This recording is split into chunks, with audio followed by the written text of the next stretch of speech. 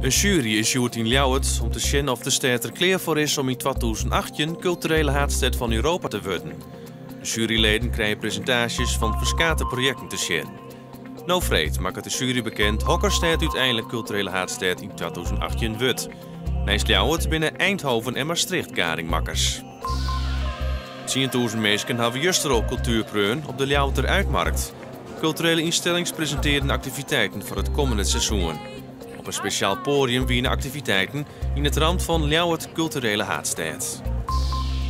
De stichting behoudt zedelijke gebouwen in Friesland. Bij de provincie 1,3 miljoen euro onvregen voor het opknappen van 19 Frieske kerken. De stichting hoopt voor dit doel bijdragen te krijgen uit de neongilden. Bij een soort kerken gaat het om het aanmeidjen van jeddere restauraties.